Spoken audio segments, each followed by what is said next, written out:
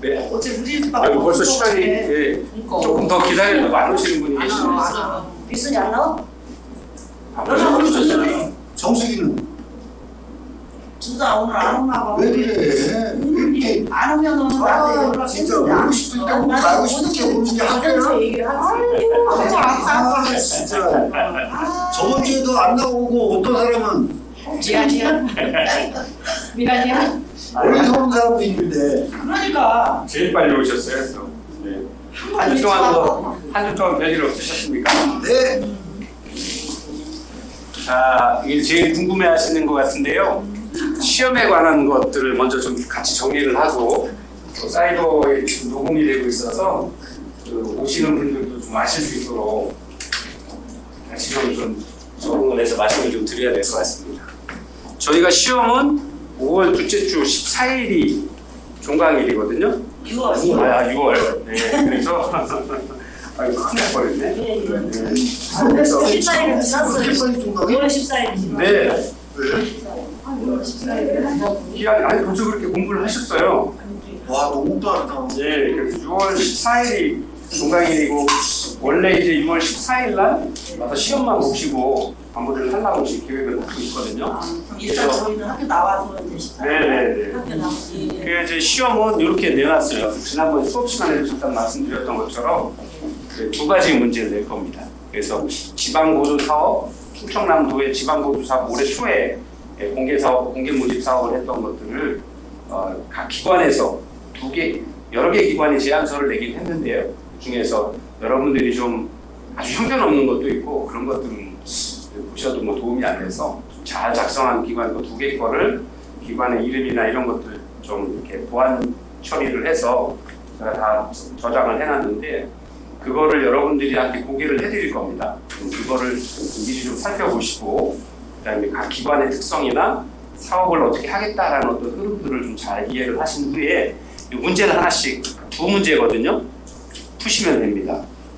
사전에 제공한 2개의 지방보조사업 프로포절 제안서를 상세하게 검토하고 사회복지 프로포절 실무 평가 방법을 활용하여 심사 항목 및 평가 요소를 배정에 맞게 개별 기관을 평가해 주시는 게 첫 번째입니다.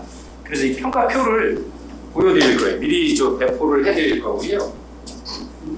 평가표는 이렇게 평가 항목 및 평가 요소의 100점 만점으로 만들어서 드릴 겁니다. 그럼 기관 1, 기관 2에 대한 평가를 요 전문의 평가 요소에 맞추어서 평가를 해보시면 돼요. 네. 그래서 이 평가를 하는 것도 첫 번째가 기관 평가, 보이시죠? 30점. 사업에 대한 평가, 그 다음에 기관의 수행 역량에 대한 기관의 평가 중에서도 업무 역량, 전문성이 얼마나 있느냐, 인력은 그만큼 되느냐, 뭐 이런 거거든요. 그래서 기관 평가에 보시면 단체의 적정성, 전문성, 또 전문 인력의 확보 여부, 법인단체의 재정 건전성, 그 다음에 사업 평가에 있어서는 사업 계획이 적정한지, 그 다음에 사업은 효과성이 있는지, 그 다음에 성과는 예측 가능한지. 성과 예측은 지난 시간까지 저희가 공부하셨던 평가 방법에서 목적과 목표, 효율성과 효과성 산출을 하기 위한 방법들을 공부를 하셨었는데 그런 것들을 보여드리는 제안서들을 보고서 이게 정말 목적에 맞도록 효율성 있고 효과성 있게 프로그램들이 진행 가능한지를 검토해 보시는 거예요. 그 다음에 예산 계획은 적절한지. 예. 여기 보면 이제 또 상세하게 평가 요소에 대한 것도 설명이 되어 있거든요. 이거를 각 배점에 맞게 A 기관, B 기관 평가하시는 거고요. 수행 역량에 대한 것도 네, 이렇게 법인이라든가 지역사회와의 어떤 관계, 네트워크들 같은 것들을 실제 프로포절을 하기 위한 역량들을 기관에서 다 갖추고 있는지. 그래서 지난 시간까지 저희가 평가에 관한 거, 실험 설계에 관한 거 오늘도 이제 질적 평가 방법에 대한 공부를 한번 잠깐 할 건데요. 그런 것들이 다 실제로는 이 평가를 어떻게 잘 할 수 있느냐 하는 방법들을 굉장히 다양한 방법들이 있으니까 공부해보시고 확인하는 거거든요. 근데 실제로 여러분들이 실제로 해보셔야 이렇게 다른 사람들이 제출한 것들을 내가 감독관의 입장에서 그 평가자의 입장에서 한번 보셔야 실제 더 잘 알 수 있거든요. 그리고 또 평가를 해보면 계속 말씀드립니다만 내가 작성을 할 때 평가 계획을 미리 세워서 그 평가 계획에 맞춰 작성을 하시면 빠지는 게 없이 다 일목요연하게 작성을 하실 수 있어요.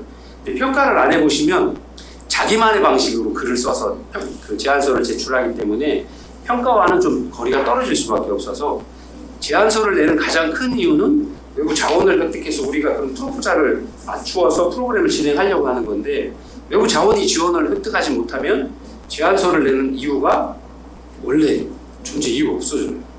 그래서 어떻게 평가하는지를 실제 한번 기말고사에는 한번 해보려고 합니다. 예. 그리고 두 번째 문제가요. 이 제공한 두 개의 지방보조사업 프로포절 제안서를 평가자로서 평가하시고 최종 한 개 기관을 선정합니다. 그리고 왜 그 기관을 선정했는지, 그래서 아까 평가 항목에서 보신 부분도 또 있고 그 외에 이 기관은 프로그램을 보니 어떤 부분이 신뢰가 가더라, 그리고 어떤 것이 목적을 잘 정하고 실천 가능한 방법을 제시를 했는지를 구체적으로 적시를 해주시면 되거든요. 근데 그거는 각 개인이 평가하는 게 다 다르죠. 실제로는 아까 100점 만점으로 주는 게 아니고요. 보통 공공기관에서 충남도나 천안시에서 평가를 하게 되면 약간 제안서가 한 10개, 20개, 많을 때는 한 30개씩까지 나오거든요. 기관별로. 그러면 그거를 1차 사전 서류 심사라고 해서 법인이나 예산 상황이나 그동안의 실적 같은 거를 보고서 싹 정리를 해버려요. 그래서 다 제안했던 제안 사유 안에 들어오는 게 보통 한 많으면 10개, 적으면 한 5개 기관 들어오거든요. 그리고 기관만 평가자들이 평가를 하고 그 평가를 할 때 평가표를 프로젝트에 맞추어서 좀 다르게 평가하는 경우도 있습니다. 예를 들어서 아동일 경우, 아니면 학교 밖 청소년일 경우, 뭐 어르신일 경우, 아니면 치매 노인의 경우, 뭐 요양원에 대한 어떤 평가일 경우에 그거에 따라서 평가 항목은 좀 다양하게 바뀔 수 있고요. 평가 항목이 보통 평가 점수를 제 경험으로는 정해진 포맷으로는 한 70점까지밖에 안 줘요. 나머지 30점이나 20점 정도는 각 평가자들이 개별 평가를 하도록 해요.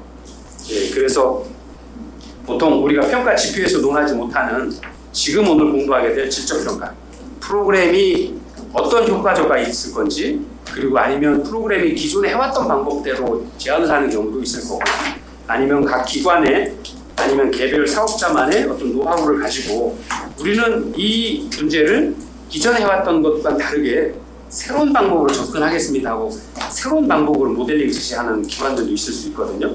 그래서 그런 경우에 대한 것들은 각 개별 평가 교수나 전문가들이 한 20점에서 한 30점 내 범위에서 이 프로그램은, 이 기관은 이러이러한 방법으로, 이러한 시각으로, 이러한 이론으로 접근하는 것이 기존에 해왔던 방법보다는 굉장히 효율적일 수 있겠다라는 것들을 개별 평가자가 의견을 적어서 자기 역량으로 20점에서 만점 한 30점까지를 주는 거죠. 그러면 기존에 받았던 70점에다가 거기서 나왔던 평가표에 나온 점수와 각 개별 평가자의 점수를 합쳐서 최고 점수를 찾아내는 거거든요. 그리고 보통 이게 한 5, 6명이 보통 모여서 평가를 하니까 최고점, 최소점 빼버려요.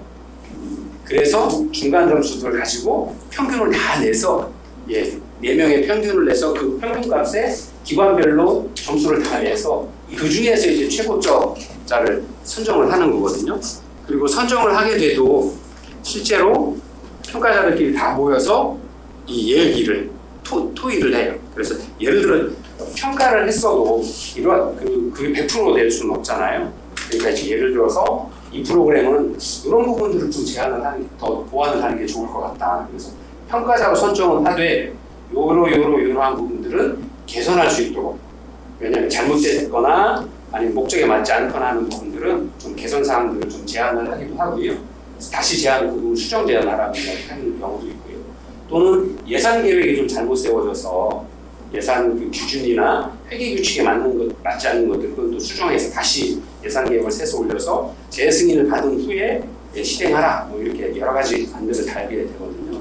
그리고 또 하나는 실제로 이제 A, B, C, D 기관이 여러 개 해서 나중에 한 개 기관이 선정이 될 경우에 예를 들어서 채택은 안 됐지만 뭐 D라는 기관에서 프로그램의 어떤 방법이나 뭐 새로운 시각의 어떤 접근성이 있었다라는 그런 부분들도 좀 고민을 해서 그런 부분들까지도 좀 감안해서 넘어갈 수 있도록 그런 그 제안서 최종 결정된 기관 안에다가 제안서를 다양하게 의견들을 포함을 해서 연결을 해서 다 넣어주거든요.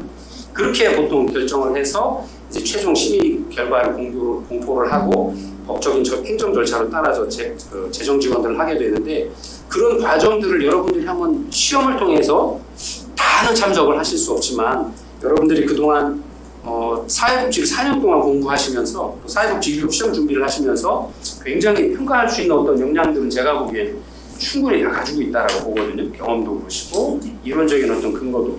그러면 그런 그동안 공부하셨던 이론적인 근거나 경험을 가지시고 평가자로서 개별 기관을 한번 평가해 보시는 것도 좋은 경험이실 것 같아요. 그냥 단순히 배우는 것, 이론으로 배우는 것과 내가 직접 실천해서 다른 기관이 제출한 어떤 사안들을 가지고 그 기관에 이렇게 평가를 해본다라고 하는 건 또 다른 경험이 될 수 있거든요.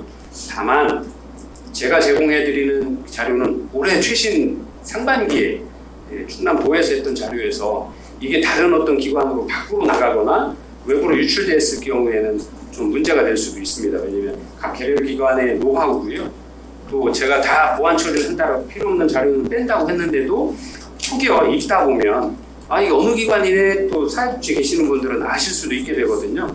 그래서 그런 부분들은 보완을 좀 철저히 유지해 주시고 외부 기관에 대해 알게 된 사항들은 본인만 아셔야 되는 거지 이걸 어디 다른 분들에게 또는 블로그나 여러분들 요새 뭐 소셜미디어 활동 많이 하시니까 야 우리 사회복지 교수님 뭐 줬는데 이게 니들도 공부해라 나만 공부하기 낫겠다 니들도 좀 알아야 된다고 다 공개해 주시면 문제가 됩니다.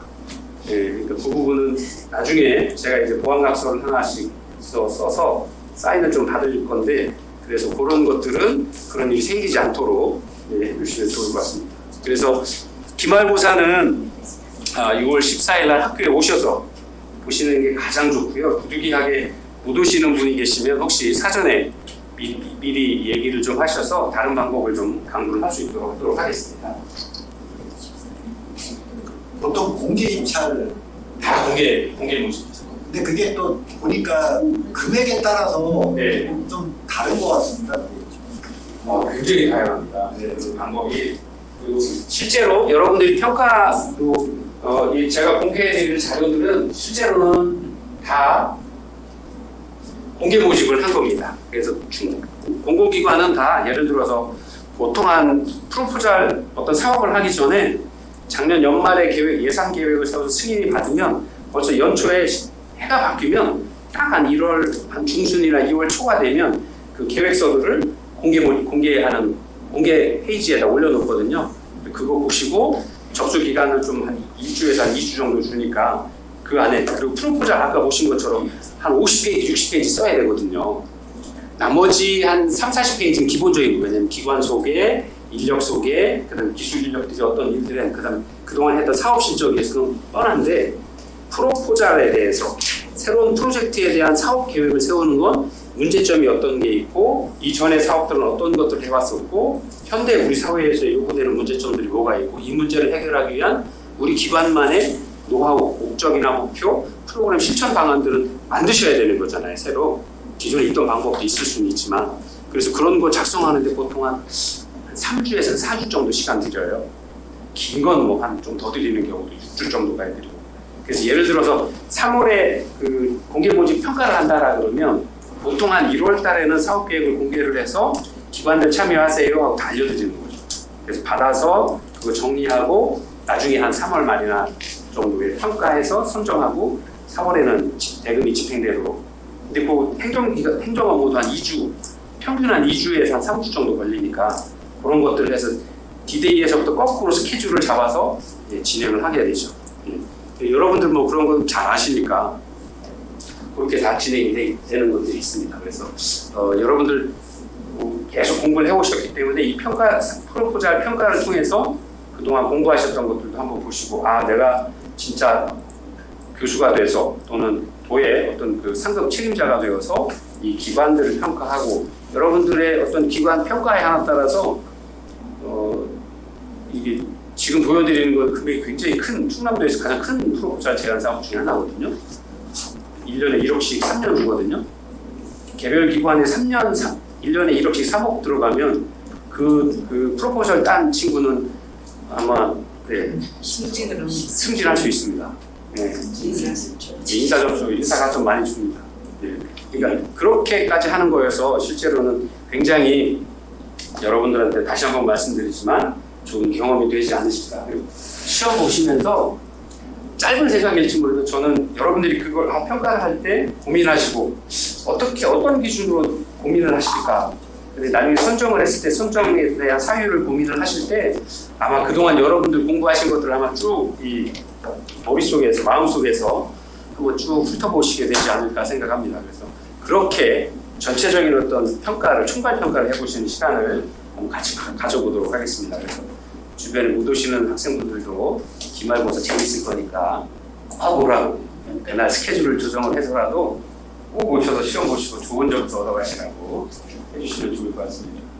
그리고 실제로는 저건 실제 사례이기 때문에 저희가 대학 교수님 4분, 도의 그 사회복지 전문 종사자 과장급 2분, 그다음에 사회복지 다른 어떤 기관에 뭐 법인의 무슨 뭐 서울의 무슨 뭐 이렇게 해서 저희가 한 11명이 모여서 평가했거든요. 2번에 걸쳐서. 그래서 평가 기관을 선정을 했는데 그런 저희가 할 때는 진짜 굉장히 논의가 많았어요. 근데 저희 전문가들 입장에서 보는 입장과 또 지금 공부하시는 학생분들이 생각하는 입장이 좀 다를 수 있어서 저는 또 그것도 기대가 돼요. 여러분들은 가장 최신의 자료를 공부하시고 그러면서 어떤 생각을 가지고 기관들을 평가하고 선정을 했을 때 이 기관이 어떤 걸 잘할 거다 또는 신뢰가 어떤 부분에 생겼기 때문에 이 기관을 선정했는지에 대한 것들도 저는 개인적으로는 굉장히 궁금하고 새로운 어떤 느낌을 저한테 주지 않을까. 그리고 저한테도 또 다른 시각을 여러분들이 좀 열어주시지 않을까 하는 이런 기대를 하거든요. 그 시험 문제, 제가 이렇게 시험 문제 낸 게 작년에도 한번 이런 것들을 다른 분야에서 이렇게 비슷하게 한 경험이 실제 사례를 가지고 여러분들 시험 공부를 한 적이 있는데 시험을 낸 적이 있는데요. 그때도 깜짝 놀랐어요. 이게 저희만 이렇게 오래 했다라고 해서 좋은 생각을 하는 게 아니더라고요. 학생분들의 시각이 또 바라보는 시선이 굉장히 신선하고 좋아서 전혀 다른 시각들을 제공을 해주셔서 너무 그때도 시험 내면서 평가하면서 너무 즐거웠었거든요. 아마 이번에도 그런 어떤 좋은 즐거운 시간이 되지 않을까 스스로는 생각을 하고 있습니다. 많은 기대를 가지고 있습니다. 아니요, 근데 이게 제일 중요한 건 평가를 하는 12명도요. 내 입장에서 나의 전문 경험을 가지고 평가를 하는 거지 다른 사람과 비교하시면 그건 죄송한데 죽도 밥도 안 돼요. 네, 그래서 내가 많이 알든 모르든 그거에 상관없이 내가 생각하는 나의 시각을 적어주시고 그 기준으로 평가하시고 선정하시는 게 가장 좋아요. 그리고 그런 다수의 평가들을 다 녹여내기 위해 아까 말씀드린 것처럼 최고점과 최하점 떨어뜨리고 다시 그 중에 평균을 내서 결정을 하는 거기 때문에 각 분야별로 전문 분야별로 바라보는 시각에서의 평가가 합쳐지는 거여서 굉장히 그래서 그게 좋죠. 근데 일방적인 하나의 시각으로 가지고는 한 면밖에 바라볼 수 없잖아요. 근데 그렇지 않고 다양한 분야의 분들이 모이셔서 누구는 예산을 좀, 누구는 뭐 프로그램을, 누구는 진행 방향을, 누구는 양적 평가를 하는데 누구는 질적 평가를 하는 사람이 와서 다 같이 복합적인 다면 평가를 하면 프로그램이 실패할 일이 거의 훨씬 줄어들죠. 신뢰성은 훨씬 높아질 수 있고요. 그럼 교수님 거기에 주관적인 게 많이 당연하죠. 해서 평가가 네. 다 제 기준으로 평가하는 거니까요. 네, 당연히 주관적일 수밖에 없죠. 네. 그래서 그런 것들 모아서 가장 최선의 방법. 그게 우리가 이야기하는 선생님들 잘 아시는 집단지성이에요.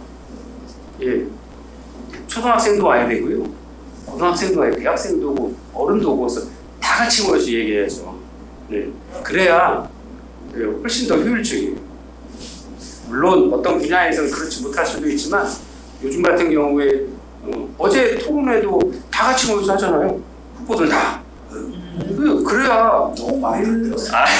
아니 정치 얘기를 하려고 하는 게 아니라 그렇게 모여서 이야기를 해야 바깥에서 사람들이 객관적으로 평가할 때는 정확히 보이는 거죠. 각자 개개인이 그 후보에 대한 것들을 평가할 수 있는 거죠.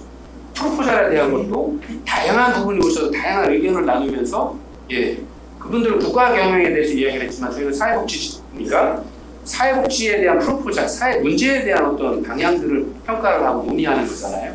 그러면 다양한 기관의 다양한 시각을 볼 수 있고 어떤 게 지금에 필요한지를 평가자들이 되어서 올라오는 거죠.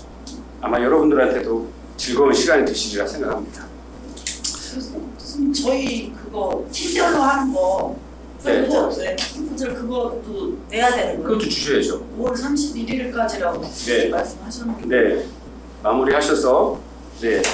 이게 뭐라 했어? 빨리 해보라 했죠. 그 TV 토론을 하고 있는데 교수님 강의를 듣고 토론했으면 좋겠어요. 그랬으면 토론이 질이 높아졌을 거. 아니 다른 거 인신공격. 그러니까 교수님 강의를 듣고서 토론을 했으면은 원래 그거밖에 없어요. 깔게요. 아유 언제까지 아니 근데 이게 저도 이제 조심하고 그 토론회에 가서 이야기할 때도 그렇고 그 논의되는 그 부분에 대한 걸 이야기해야지 사인에 대한 거 다른 것들 과거의 어떤 잘못한 이런 걸 끄집어내면 지저분해져요. 지금 논하고자 하는 그 부분에 대한 것들을 논하는 게 가장 좋죠. 정책을 할 통과가 아니라. 자, 여러분들하고 질적 평가에 대한 거 그거 시험 준비 중이셔서 핵심 강의 하나 제일 잘 설명된 걸 제가 여러분들하고 수업하려고 다 찾아보고 있다니까요. 감사합니다. 같이 보시죠. 안녕하세요. 자이스토리 파이널 핵심 강의. 이번 시간은 양적 연구와 질적 연구의 비교 시간입니다. 자, 사회문화 현상을 탐구하는 데 있어서 두 가지 방법이 있어요. 양적 연구 방법, 그리고 질적 연구 방법. 이 슬픈 영화를 봤다라고 가정을 해볼게요. 자, 슬픈 영화를 봤는데 그 영화를 본 사람이 얼마나 슬펐는지를 양적 연구 방법은 나는 흘린 눈물의 양으로 측정해보겠다라는 거야. 눈물의 양으로. 질적 연구 방법은 정말 슬펐는지, 얼마나 슬펐는지, 그 사람과 대화를 해본다든지, 그 사람의 표정을 살펴본다라든지, 그 사람의 이야기를 들어보면서 심층적으로 알아보겠다. 이런 식으로 생각해보면 돼요. 너 슬픈 영화 봤어? 얼마나 눈물을 흘렸어? 몇 리터 흘렸어? 어떤 사람 5리터 흘렸어? 어떤 사람 3리터 흘렸어? 물론 5리터, 3리터는 좀 불가능하겠지만 그럼 5리터 흘린 사람, 3리터 흘린 사람보다 더 많이 슬펐다. 이렇게 단정 짓겠다라는 거예요. 질적 연구 방법은 진짜로 그 사람이 슬퍼서 울었는지 아니면 슬프지 않아서 울지 않은 것인지 이런 것들을 깊이 있게 심층적으로 알아보겠다라는 거예요. 이렇게 이해를 해보세요, 여러분. 자, 첫 번째 의미, 경험적인 자료를 계량화하는데요. 자, 계량화라는 말은 수치화하겠다라는 거예요. 눈물 몇 리터 흘렸어? 숫자로 표현해 볼 거야. 통계를 내볼 거야. 이런 의미로 이해해보면 되겠죠. 자, 그리고 사회문화 현상을 연구하는 데 있어서 자연현상하고 사회문화 현상 본질이 같다. 그러니까 자연현상 연구하는 방법 그대로 사회문화 현상 연구할 수 있다. 방법은 하나면 돼. 방법론적 이론론으로 간다는 거예요. 은근히 많이 나옵니다. 방법론적 이론론, 독이나 현지에.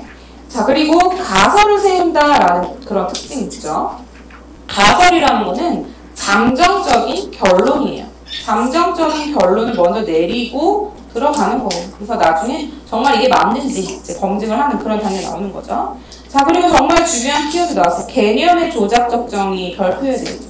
개념의 조작적 정의라는 말 자체는 이거를 한 이유가 측정을 하기 위해서 그러는 거예요. 측정. 나 아까 전에 얼마나 슬펐는지 흘린 눈물의 양으로 측정해 볼 거야? 슬픔이라는 추상적인 단어를 흘린 눈물의 양으로 구체화하는 거예요. 측정하기 위해서. 이런 게 개념의 조작적 정의예요. 그냥 개념 정의랑은 달라요. 슬픔을 여러분 국어사전 찾아보면 슬픔이라는 게 무슨 뜻인지 나오겠죠? 그런 건 그냥 개념 정의인 거고 나는 슬픔을 흘린 눈물의 양으로 측정해 볼 거야. 이런 게 개념의 조작적 정의라는 거예요. 학업 성취도의 뜻이 있어요. 정의. 근데 나는 학업 성취도를 이번 중간고사 점수를 가지고 볼 거야. 이런 식으로 구체화하는 거 있죠? 측정하기 위해서. 이런 게 개념의 조작적 정의인 거예요. 자, 그리고 역시나 아까도 말했듯이 측정한다. 수치와 통계 나오죠. 그래서 수치와 통계 이런 단어가 등장할 수 있는 거고요. 자, 질적 연구 방법은 꿰뚫어보는 거예요, 여러분. 직관적 통찰. 그 사람의 표정, 그 사람의 뭐 행동 하나하나, 이런 몸짓, 비언어적인 그런 메시지, 이런 것까지 다 보는 거예요. 그럼으로 인해서 뭔가 그 현상에 대해서 깊이 있게 이해해보는 거죠. 그리고 사회문화 현상과 자연현상 본질이 다르다. 그러니까 이 현상, 사회문화 현상과 자연을 연구하는 방법이 다르다라는 거예요. 그래서 방법론적 이원론. 다르다라는 뜻이에요. 다르다. 그래서 방법론적 이원론으로 가는 거고, 비교 이거 꼭 해주세요. 양적 연구 방법은 방법론적 이원론, 질적 연구 방법은 방법론적 이원론. 정말 기본적인 것 같지만 정말 자주 등장합니다. 보기나 현지에. 자, 직관적 통찰이라는 말 우리 깨뚫어 본다라고 그랬고, 해석한다, 이해 이런 게 다 질적 연구 방법에서 등장할 수 있는 표현인 거죠. 직관적 통찰 계속 나오죠. 그렇게 꿰뚫어 보려면 맥락을 봐야 돼요. 맥락. 그냥 그 사람이 눈물 흘렸어? 영화 보고 눈물 몇 리터 흘렸어? 끝! 그게 아니라 그 사람이 누구와 왔지? 그 사람이 어떤 사람과 같이 영화를 보면서 왜 그런 표정을 짓고 왜 그런 눈물을 정말 흘렸는지 대화를 통해서 알아봤더니 알고 봤더니 가식이었네. 하나도 안 슬펐는데 슬픈 척 한 거네. 이럴 수도 있는 거고요. 이 사람 진짜 슬펐는데 눈물 참았네. 이럴 수도 있잖아요. 이런 걸 알려면 그런 상황적인 맥락을 봐야 되는 거예요. 그리고 그런 의미 해석 이런 게 중요한 거죠. 자, 이렇게 해서 우리 양적 연구 방법, 질적 연구 방법 특성까지 봤고요. 다음 이어서 장점, 단점 한번 사례 살펴볼게요. 사회문화 현상 연구원 양적. 안녕하세요. 자유스토리 파이널 핵심 강의. 이번 시간에 양적 연구와 질적 연구의 아까 전에 흘린 눈물의 양으로 측정하기 위해서 그 현상에 대해서 기찰이라는 말. 그 사람이 눈물 흘렸어? 자, 여기서 이야기하는 것 중에 빠진 게 양적 연구 방법과 질적 연구 방법에서 하는 이론적인 결론을 도출하는 방법인 거죠. 여러분 공부하셨을 건데요. 연역법, 균합법. 자, 양적 연구 방법은 어떤 방법을 사용하죠? 연역법, 균합법 중에서. 연역. 예, 공부 열심히 하시고 계십니다. 예. 자, 양적 연구 방법은 연역법이라고 하는 겁니다. 보통 결과를 먼저 내놓죠. 가설을 먼저 세워서. 예. 그래서 아까도 잠깐 말씀하셨던 것처럼 가설을 세워서 연가설, 방법론 1, 2 자꾸 논의하는 것들 헷갈리시는 경우들이 있을 수 있는데, 첫 번째 원인과 결과 통해서 결과값이 참일 수도 있고요, 거짓일 수도 있어요. 그죠? 예. 그래서 원인과 결과가 참이 나오면 이것은 참이 맞는 거고 그럼 폴스라고 잘못된 거라고 주장한 것들은 안 맞다라는 걸 알 수 있게 되는 거죠. 그래서 실험을 한 거예요. 예. 또는 그 값이 거짓이야 그럼 이건 거짓이기 때문에 참을 다시 찾아야 돼. 이렇게 하면 실패할 거야. 올바른 방법으로 가야지 하는 걸 알 수 있게 되는 거죠. 예. 그래서 연가설을 세웠든 조작적 가설을 세웠든 이 결과값에 대한 것들이 무조건 진리는 아니다 하는 거예요. 그래서 진리가 되면 일반화가 되면 이론이 되는 거죠. 야, 똑같이 실험을 했는데 계속 10번 했는데 계속 참값이 나와? 그럼 이건 누구나 이럴 거야. 그래서 일반화라고 하는 거예요. 이론화가 되는 거예요. 원인과 결과가 어떻게 반응을 하면 값이 나온가를 일반화가 되면 그게 이론화가 되는 거죠. 예. 그래서 여러분들이 공부하는 다양한 이론들이 이런 다양한 실험과 성공과 실패의 결과로 일반화가 되어서 이론이 된 겁니다. 예. 그래서 그 결과들을 계속 반복해서 돌아가는. 즉 모든 사람은 죽는다예요. 예. 예. 나도 사람이다. 예. 그래서 고로 사람은 다 죽는다 되는 거죠. 예. 자, 질적 연구 방법은 연역법과는 달라요. 그죠? 그리고 연역법을 썼다고 그러니까 그 동남아나 균합법이겠죠. 예.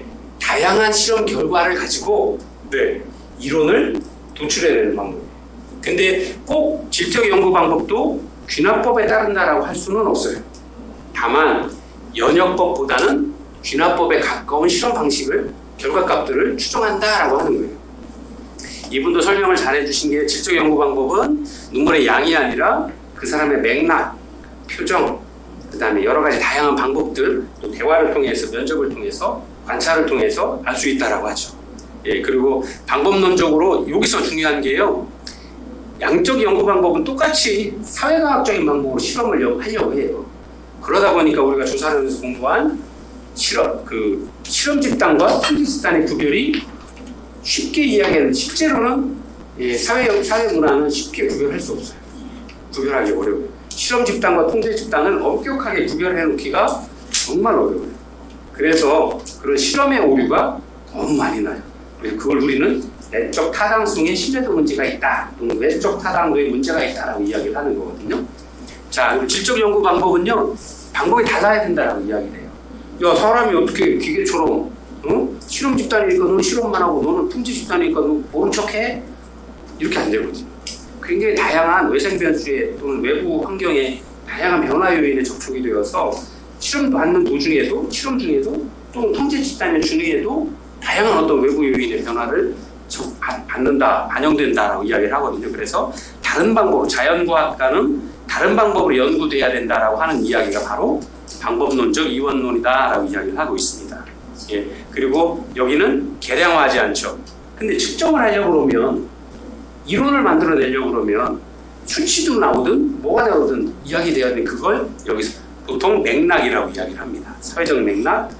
여러분들 조금 이따 공부하시면 SPSS 말고도 다양한 어떤 그 통계 프로그램들을 이용을 해서 인터뷰를 굉장히 많이 해요. 실제로는 상담을 하는 사람들이 거의 질적 연구 방법들을 많이 씁니다. 그래서 뭐 이혼 가정에 뭐 이혼한 후에 여성이 혼자 독립으로 혼자 가정이 되는 것도 가정에 대한 연구, 그런 이혼 여성의 특성에 대한 연구, 이런 식으로 해가지고 그런 굉장히 오랜 시간, 1년이든 2년이든 그런 동일한 경험을 겪고 있는 소수의 인원 10명 또는 20명 정도 인터뷰를 계속해서 그분들의 공통적인 이야기하는 공통적인 맥락들을 찾아서 그 맥락들을 단어들을 모아서 이러이러한 경험들을 한다라는 것도 통계치를 내거든요.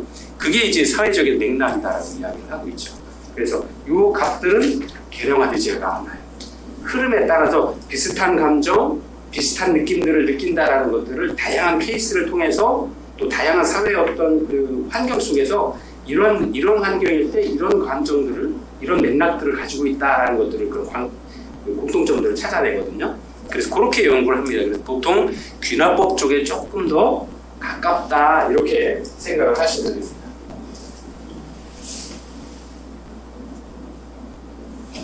안녕하세요. 자, 이 그런 의미, 국정 방법, 질적 연구 방법, 장점, 단점 한번 사례 살펴볼게요. 장점, 단점. 해군에서 연구한 양적 연구 방법은 정말 그 숫자가 딱딱 떨어지잖아요. 정확해요. 정밀하죠. 그런 연구 가능하다는 거. 그리고 일반화와 법칙 발견, 이거 자체가 목적이에요. 일반화와 법칙 발견이 양적 연구의 목적인 거죠. 질적 연구 방법은 어떤 사회나 현상에 대한 그 의미를 신측적으로 이해한다라는 거. 이렇게 이해할 수 있죠. 자, 여러분, 문제에서는 사례가 나왔을 때 그 사례를 보고 어떤 연구 방법에 적합하니 이런 문제도 출제가 되고 있고요. 보통은 양적 연구 방법은 항상 100%는 아니지만 여러분 거의 그렇다고 보시면 돼요. A와 B와의 상관관계, A와 B와의 관계, 이런 표현이 등장하면 양적 연구의 가능성이 높아요. 100%라고 말은 못합니다, 여러분. 하지만 그럴 가능성이 높아요. 자, 청소년의 봉사활동과 인성 간의 상관관계.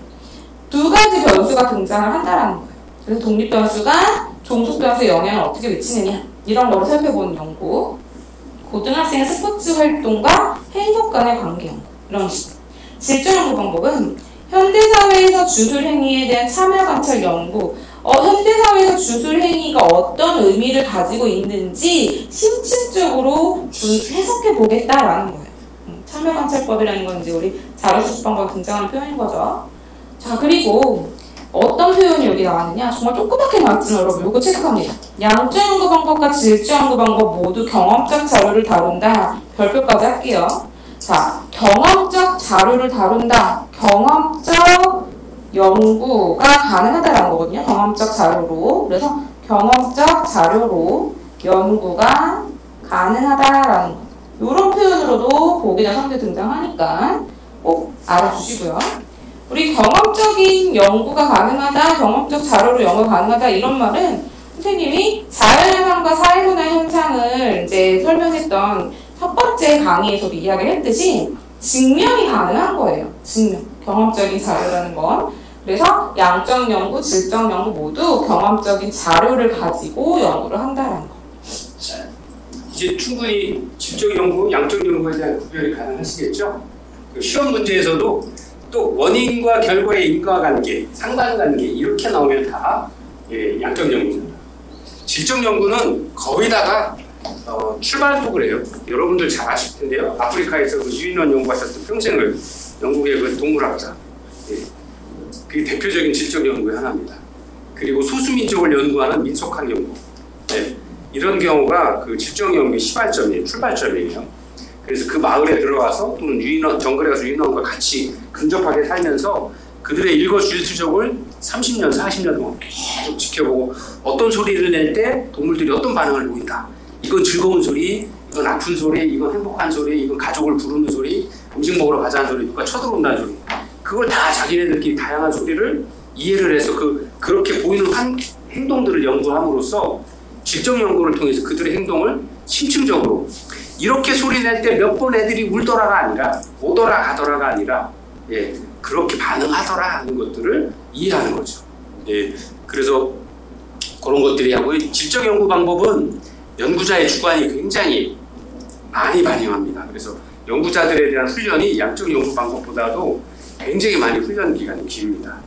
예, 그리고 끊임없이 계속 연구하도록 합니다. 왜냐하면 아주 중요한 맥락을 놓치는 경우들을 그런 게 안 생기도록 그리고 반드시 질적 연구 방법에 있어서는 설문지만 돌리는 게 아니라 거의 녹화하거나 예, 기록으로 남겨놔요. 그래서 다음에라도 문제가 생기면 또 볼 수 있도록 그리고 그걸 계속 반복해서 보면서 충분히 이해하고 상황에 대한 또 사회적인 맥락에 대해서 충분히 이해할 수 있도록 하는 그 반추하기 위한 기능들을 반드시 갖추고 있다라고 하는 거 하나 하고요. 개별 사례에 집중한다라고 하는 이야기는 일반화가 되지 않아요. 그래서 보통 양적 연구 방법은 예를 들어서 사회 대중에 거의 모두 공통적으로 적용되는 양적 연구 결과의 방법으로 가장 쉽게 보는 게 법이에요. 법. 여러분들 법, 예, 민법, 형법 뭐 이런 것들. 이러이러한 죄를 저지르면 니네 이렇게 된다 하고 사회적 합의를 통해서 해놔죠. 그래서 대개의 경우 가장 대표적으로 이해하시기가 편하시죠. 질적 연구 방법은요 굉장히 드물어요. 그래서 요새 대표적으로 사용하는 게 노숙인에 대한 연구, 이혼 가정에 대한 연구, 네, 또는 뭐 이렇게 폭력 가정에 대한 또 마약 중독자에 대한 어떤 연구 같은 경우에는 전체 인구에 다라고 보기는 어렵죠. 예, 그렇지만 분명한 사회 문제가 있죠. 그래서 그런 분들은 어떤 특성을 보이고 어떤 경험, 그 사회적 생태 환경적인 특성을 보이기 때문에 우리가 치료를 위해서 또 어떤 프로그램 참여를 위해서 또는 어떤 사회 문제 개선을 향상을 위해서 어떻게 접근해야 될 건가에 대한 연구, 그들 사회만의 심층적인 어떤 일반화된 이론들을 만들어내기 위해서는 이 질적 연구 방법들을 많이 사용을 합니다. 그래서 양적 연구 방법보다 질적 연구 방법이 비용은 뭐 어떻게 될지 모르지만 시간은 훨씬 많이 듭니다. 보통 뭐 이거 대학교에서 연구 논문을 쓸 때 양적 연구 논문 빠르면 6개월, 예, 조금 길면 한 1년 걸립니다. 근데 질적 연구 방법은 빠르면 1년, 2년, 늦으면 10년도 갑니다. 예, 왜? 그 맥락상의 공통점들이 안 나타나면 나올 때까지 계속 파야 되니까요. 예, 그 동물 연구 같은 경우에는 평생 하셨죠. 예, 민속학 연구도요 보통 한 10년에서 20년씩 합니다. 예, 그 문화, 그 소수민족들이 어떻게 어떤 특성들을 가지고 있는지에 대한 연구를 하기 위해서 굉장히 오랜 시간 걸립니다. 그런 부분들이 조금 좀 차이가 있다는 것도 구체적으로 알 수 있고요. 실험 현장에서는 두 가지 같이 다 써야 됩니다. 예, 그래야 정확히 알 수 있습니다. 예, 상호 보완적으로 활용하는 것이 사회문화현상을 사회복지 현장에서는, 자연과학에서는 양적 연구 방법이 땡이죠. 질적 연구 방법은 굳이 필요 없어요. 우리도 여러분들 보면 통계 자료에 보면 신뢰도 90 플러스 마이너스 95%만 넘으면 그거에 대한 신뢰도를 더 이상 따지지 않아요. 다만 오차 범위가 얼마인지만 따져요. 근데 그 오차 범위가 예를 들어서 통계치에 95% 이상 돼야 되니까 5%를 넘어간다고 하면 90%까지 떨어지니까 그건 안 되죠. 통계치에 대한 신뢰도 오차 범위를 줄이기 위한 노력들을 하는데 그 정도 선까지만 따지는 거죠. 근데 질적 연구 방법은 신뢰도를 95%를 잴 수가 없어요. 네.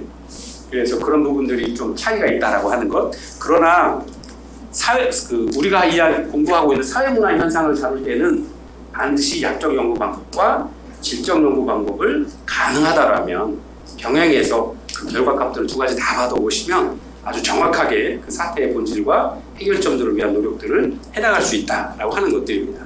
그래서 여러분들이 질적 연구 방법과 양적 연구 방법에 대한 것들을 좀 분명히 구별을 하시는 게 필요하고요. 이 전 시간까지 저희가 양적 연구 방법과 평가 방법에 대한 것들을 공부를 좀 했다라 그러면 오늘 잠깐 쉬었다 두 번째부터는 질적 연구 방법에 대한 것들을 한번 맛을 같이 들어가 보도록 하겠습니다. 잠깐 쉬었다가 할게요.